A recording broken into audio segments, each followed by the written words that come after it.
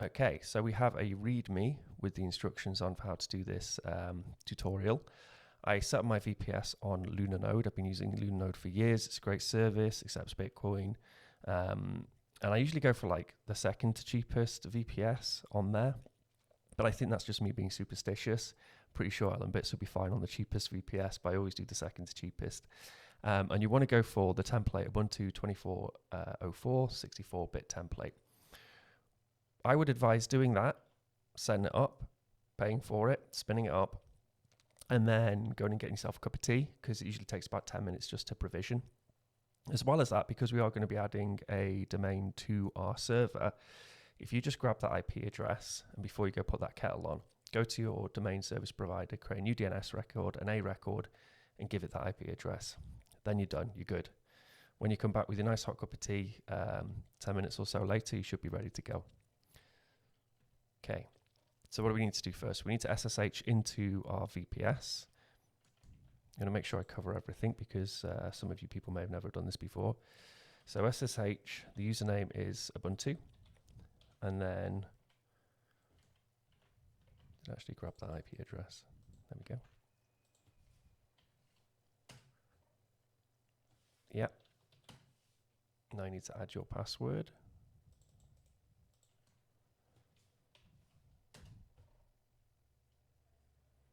And we're in. Fantastic.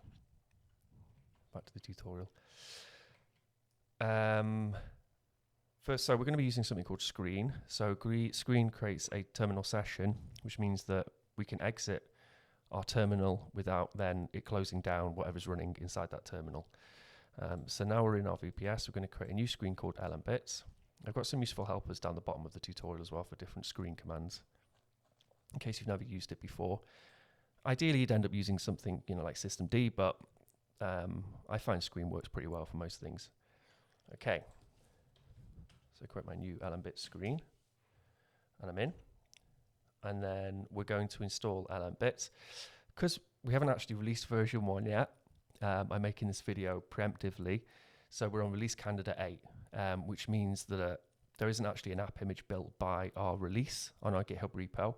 So I'm using my own GitHub repo where I've created the release. So this is release candidate 8 now, but this will change to LNbits. So that bit there will change to LNbits when it's when we've released it at version 1 in a week or so. So we just copy that, paste that in there. You can see here that I've set up a host and port for my LNbits, which is going to run. So it's downloading the app image. It's created a database and extensions file. Now it's running. That's it. LNbits is running. So now I can go back down to my tutorial. So I need to exit the screen. So Control AD, and I've exited that screen. I'm going to make a new screen for PhoenixD. Now, of course, you could skip this step if you wanted to fund your LNbits with something else like your own node or custodial service like Blink. Then just skip this step and get onto the domain, connecting your URL to the LNbits. But for me, I'm going to be using PhoenixD, so I've got to download it and run it. We're going to go to this URL, and then we're just going to get the latest release. Now, what's actually really cool about PhoenixD is if you want to update PhoenixD, you can just do this process again, and it'll use the configuration files you already have on your system. So you can just follow this step again, and it will just update PhoenixD for you when there's a new release. So we can do wget, paste in that URL.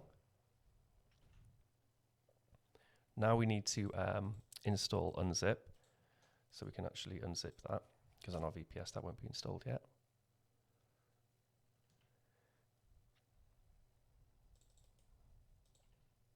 Okay, so unzip, and then whatever our version of PhoenixD is, and it's unzipped it. You can see we've got these files which have been created here. We're going to make our PhoenixD binary executable. So chmod and ph, press tab and it will autofill for you, /ph PhoenixD. So now it's executable. And then to run it, we're going to go // and then we're going to Phoenix tab, and then PH, tab again, D. Oh, do we need to do that? Yes, D. Hit enter. And then you need to write I understand a bunch. This is just saying that this is a self-custodial node, which is actually running on your computer. So you need to make sure that you back up your seed, which we're going to do in a little while. So it's starting. I'll press any key to continue. There we are, it's running. So now we can control A and D out of that. Now the next step will be backing up our seed for Phoenix D in case we need to restore, and then also our key so we can actually connect LNbits to Phoenix D.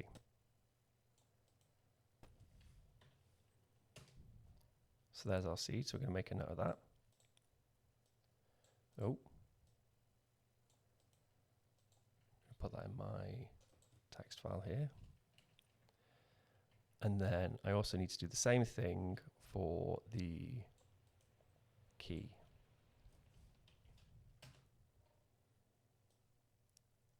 Copy that. That's starting to get a bit messy in our terminal here, so I'm just going to type in clear to clear that. Right, what's next? Right, we've done the DNS record, so we don't need to wait for that to be propagated. Now we're going to install Caddy. So just copy that, enter, and it's going to install Caddy for us. Now these instructions haven't changed in like however many years, 5 years I've been using Caddy, but maybe just check in on that URL and get the commands from there if you want to.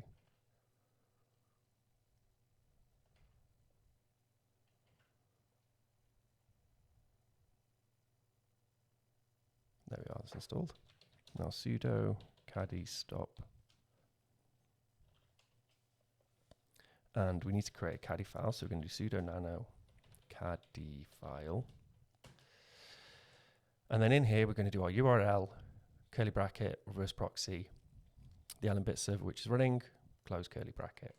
So my URL is nostify.com. That's the third Noster URL which I actually bought, reverse proxy 0, and the idea was to try and make Spotify on Noster, but I never got around to it. Sure someone's on it. So save that, so Control S to save, Control X to exit. And then we're going to do sudo caddy start. There we are. So Caddy's running, and it should have issued a certificate for nostify.com. And then it's doing a reverse proxy out from the server localhost port 5000 to that domain. Let's see if that worked.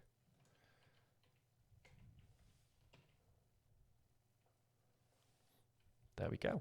So you're going to have to enter a username and password for your super user. So I'm going to enter a super secure password now. QWERTY. Then repeat. Okay, we're in. Log in. That's created your super user. Yeah, go on. Now we need to connect it to our Phoenix D.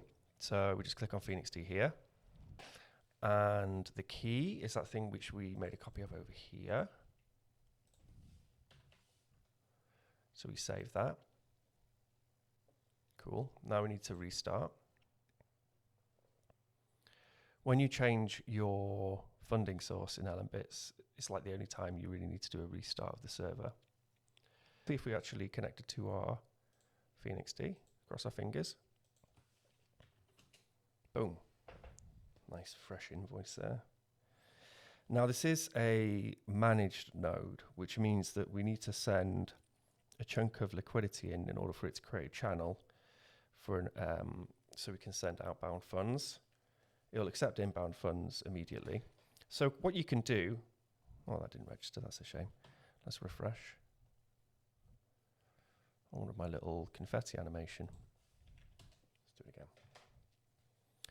What you can do, though, is obviously you can accept instant inbound liquidity. So you can just take payments in your shop or wherever, and then when it gets to the certain point, which is about 20,000 sats, it will then auto create a channel for you so you can send money out as well. Or you can just do one big fat transaction at the beginning, which is what I'm going to do, into LNbits. I haven't got that many sats on my phone, so I'm actually going to use Liquid. It's pretty fast. I'm going to use the bolts extension for this. So I'm just going to install that quickly. I'm going to send a big fat transaction in, and then that should set up the channel for me. On chain to Lightning. And I'm going to have the funds go there. And how much am I going to send in?